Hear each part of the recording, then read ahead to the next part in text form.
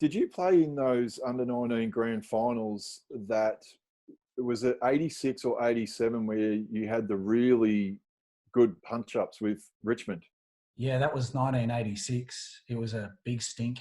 That was just tradition. I don't know why I couldn't fight. Was that Um, was that driven by Pago and Slug no, Jordan, no, or not at no? It all. was just the No, players it had a was just real. the players, and that was football back in those eras. I mean, if you go back to 84, 85, you think about the brawls that Essendon and Hawthorn had in the seniors. So, 86, we lost to Richmond. We were clearly the better team through the course of the year, but we lost to Collingwood in Yeah. 86.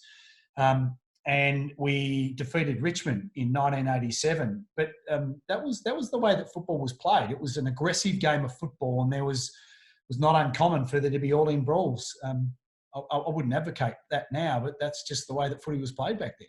Do you think, in some regards, like, because I also know how hard a tag at, like, once we got through, and I was actually playing with you in the seniors, and there was those periods where you were copying a hard tag. Do you reckon that early upbringing of playing in the under-19s, of basically standing up for yourself? Because everyone out there, by the way, as good as Wayne Carey can fight, I'm telling you, this bloke would be the welterweight that would be next in line. Yeah, I certainly wouldn't pick a fight with Duck. He's too big and too strong. The history behind me getting involved in boxing, which I absolutely loved, was in an under-19 game. For a year and a half, there was a guy by the name of Keith Royston who used to play for the Bulldogs. Yeah. And I was a very lightly built, fast, skinny, but frightened midfielder. And Keith Royston used to terrorise me. And I mean, absolutely terrorise me. Every time I played the Bulldogs, I never got a kick. And then anyway, one day we were playing at Arden Street, back in the old days where you would play at Arden Street. And there was an all-in brawl. And it was on the fence in front of the old Arden Street grandstand. And God bless Mickey Martin's mum. She was sitting on the boundary line, and the fight was literally on the fence.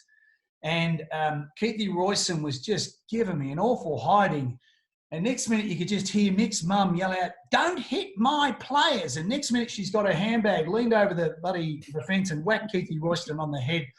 Anyway, the fight stopped. And after that, Dennis came up to me after the game and said, "Listen, this is going to happen to you a lot, and you're either going to have to find a way to deal with this, or you need to start to learn how to look after yourself. Otherwise, players are going to try and intimidate you all the time." So from that, I was introduced to Paul Ferrari, a boxing coach, and spent half a season doing boxing with Paul. And that was probably the introduction. I'm not a fighter, Corey. Buddy, I like the sport, but that's not really who I am.